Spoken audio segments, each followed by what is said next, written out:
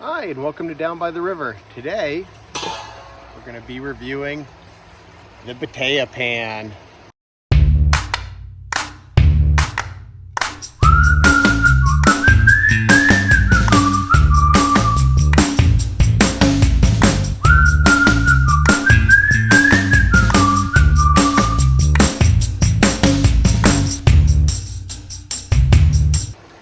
So, my friend Mark from plastergolddesigns.com, I'll put a link in the description. I did buy this. Talked to him on the phone quite a bit. Told him I'd like to do a review of his pan. So he sent me one. And the classifier. Classifier's got 9mm holes, I believe, all through it. And he also advertised it as a grill for camping, which is great because I do like to do my camping. So pretty cool. Big pan.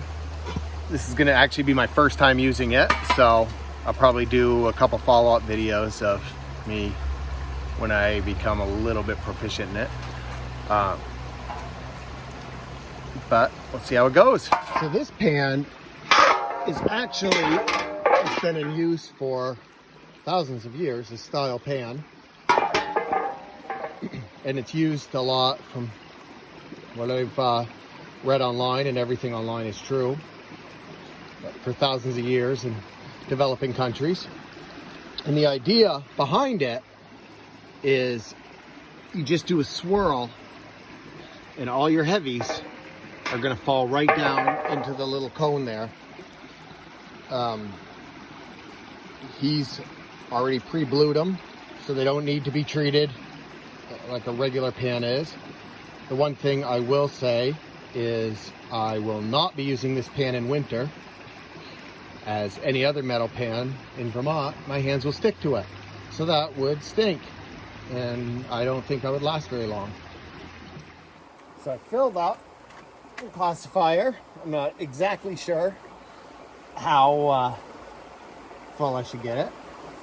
So again, this is my very first time using this pan. I didn't practice at all. Sorry, Mark. I will do a better video later on down the road.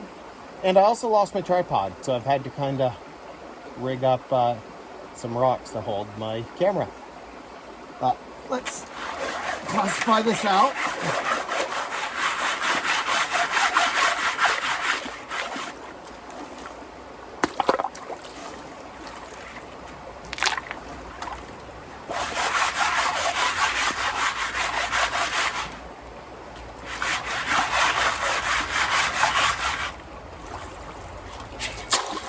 So, it actually classifies pretty quick. The idea behind it, like I said, is everything that I've researched and talked into Mark. You keep the pan underwater, and all you do is swirl. Swirl it. It's going to drop all your heavies down, and the lights are going to wash right out of there. Now this type of pan you want to keep under the water. It's a big can.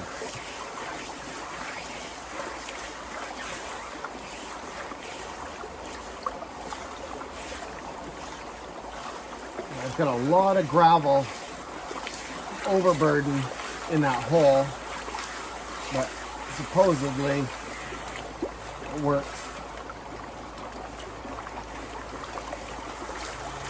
pretty good in that type of material. It's hard to keep under the water.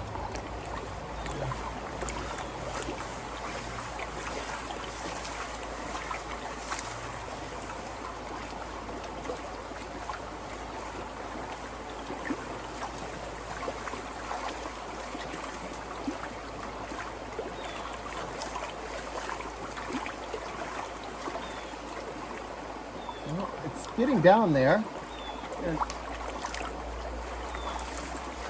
See the black sand swirling at the bottom.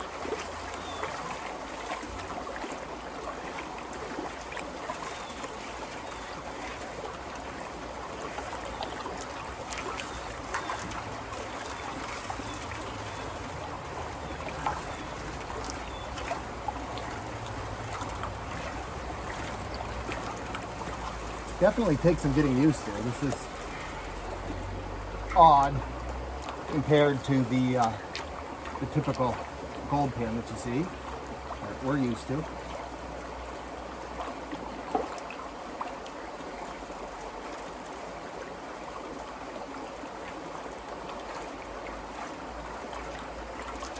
I'm sure with practice I'm going to get a lot faster at it.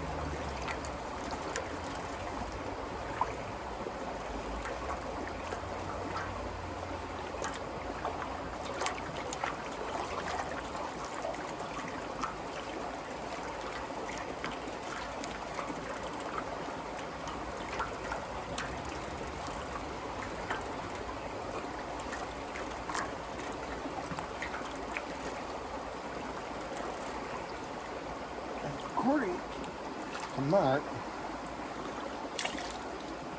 that's everything in the bottom, but it says it's supposed to be really good for the fine, fine, fine gold.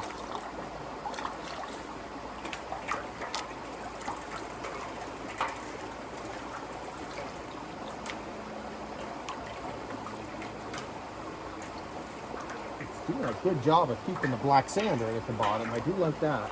Again, I don't expect to really see a whole lot out of this pan. I got to get a little deeper in that hole.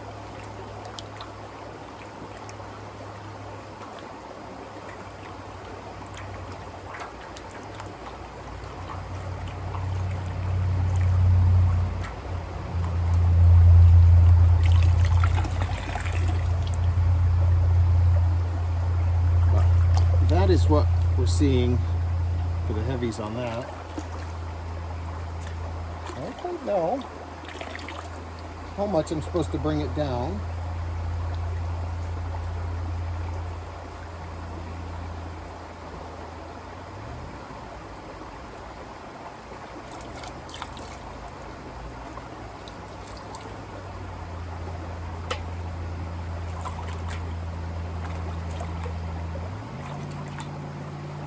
Like any other metal pan, you just got to be really, really careful.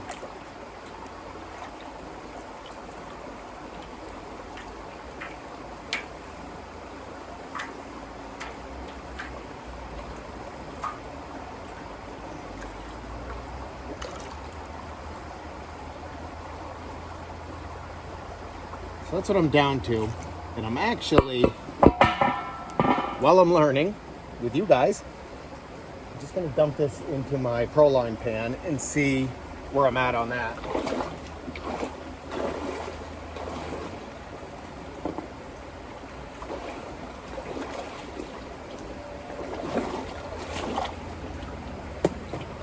Just because I want to make sure I'm not missing anything that could be in there. And this spot I'm at has a lot of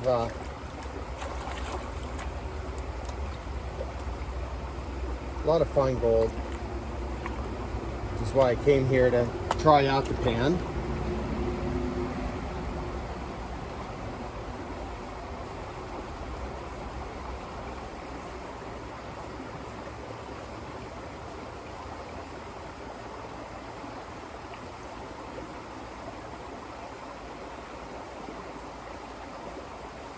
Now, there's nothing in that, but I'm not actually going to fault that on the pan.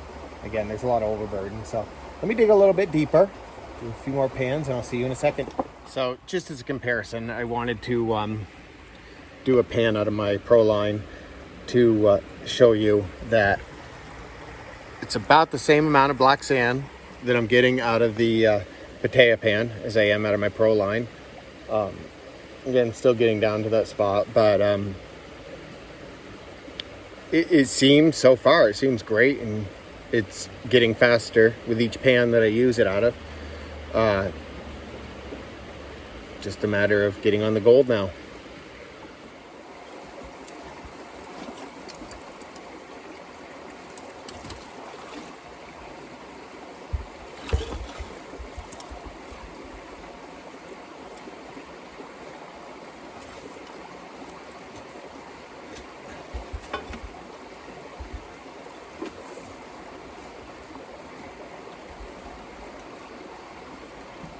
Maybe I'll dig around it.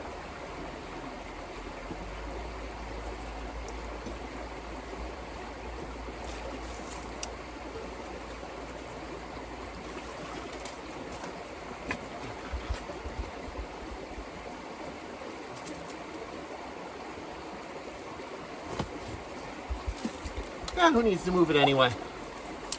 I just...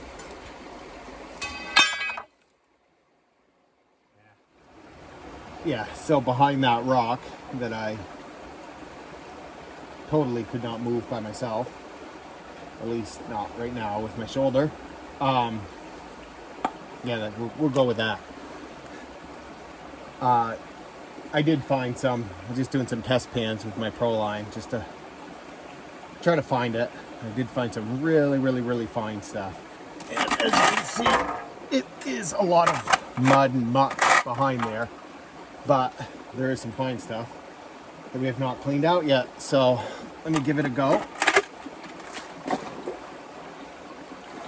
Let's see if we can capture that in the pan.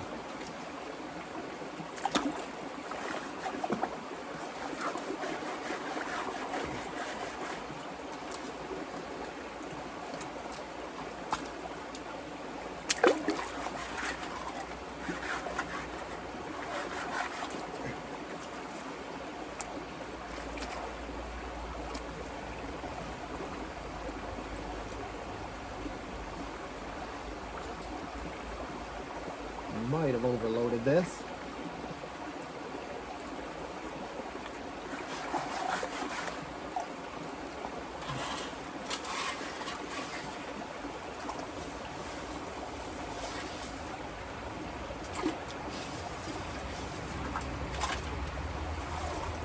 Maybe not.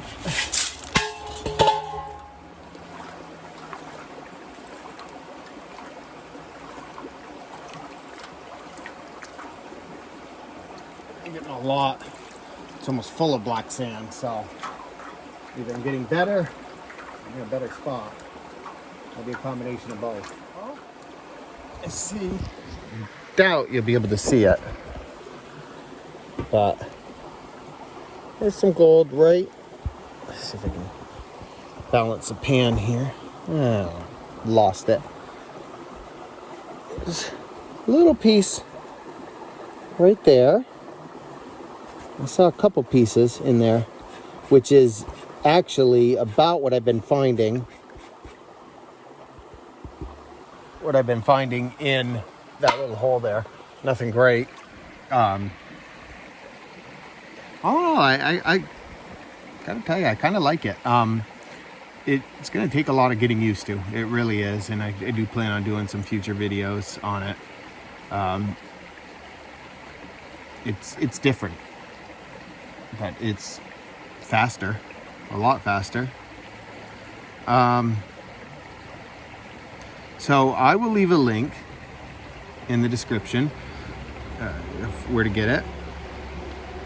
Again, Mark's a super nice guy. I guess the only thing that I can say, it's not really even a criticism, is just it's going to take some practice. My first time out with it. It is a big pan. So I don't think I'm going to be using it if I go scouting out and hiking long distances through the woods. I don't really want to drag that around. Although maybe if I go camping, work for a little grill, the classifier. So all in all, I like it. It's not a bad pan at all. I'll keep working some more and get back to you in another video. If you like what you see, please subscribe, please hit like, comment, let me know if you get any tips or tricks to it, and all that would really help me out a lot. Until then, I'll see you in the next video.